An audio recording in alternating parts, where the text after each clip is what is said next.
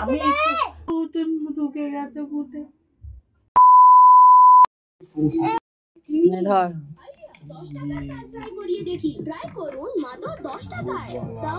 কোনো ব্যাপার না, 10 টাকা সাবেক্সে দিয়ে বানিয়ে দিয়ে দিন, আগামী পরে খাইছে এই না ব্রেড খাও ব্রেড। এই দুধ পড়ে।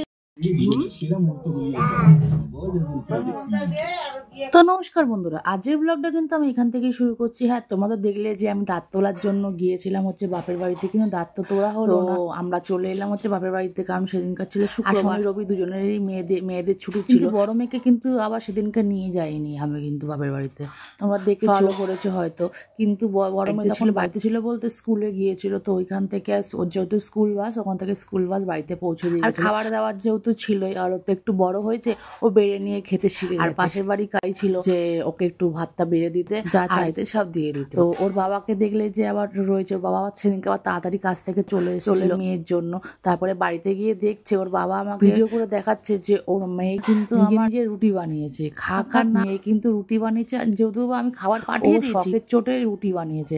আর এদিকে এই জন্য ভিডিও কলিং করে দেখাচ্ছিল। আমার বড় মেয়ে এত বদমাশ, বলছে যে ছোট মেয়েকে দেখিয়ে এই দেখ আমার বাবা কিন্তু আমার জন্য ক্যাডবেরি এনেছে, তোর জন্য কিন্তু আনেনি। এদিকে তো আমার ক্ষিপ্ত হয়ে যাচ্ছে, কারণ ও দিদিকে ছাড়া কিন্তু এক পলকও থাকে না, কিন্তু সেদিনকার থাকতে হয়েছে। বারবার বলছিল কিন্তু বাড়ি চলে যাব, আর সেদিনকার দিন হচ্ছিল কিন্তু বৃষ্টি ভালোই বাইরে পড়ছিল, অঝরে বৃষ্টি, আর আমরা সেই জন্যই ফেসে গিয়েছিলাম। আর পরের দিন আনতে চলে যাব হচ্ছে আমার মেয়েকে, তোমরা সেই ব্লগেও দেখতে পারবে। যেহেতু ওর দিদি নেই, তো ওর খেলার সাথী হয়েছিল আমার মা, মানে ওর দিদা। উতুনগুলো ধুতে গেছে মুখে, তেল মাখিয়ে দাও, তেল মাখিয়ে দাও, টান তরিয়ে দাও, মাথা দিয়ে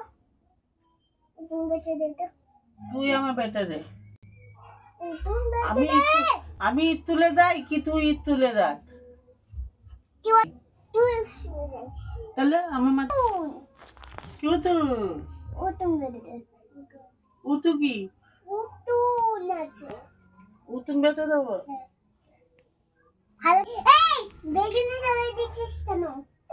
এই ব্লগটা কিন্তু আমি এখানেই শেষ করছি, দেখা হবে নেক্সট ব্লগে। আর তোমাদের ব্লগগুলো কেমন লাগছে আমি কমেন্ট সেকশনে কমেন্ট করে জানাতে কিন্তু ভুলবে না। ভালো লেগে থাকলে ব্লগটা শেয়ার করে দেবে, লাইক করে দিয়ে পাশে থাকবে।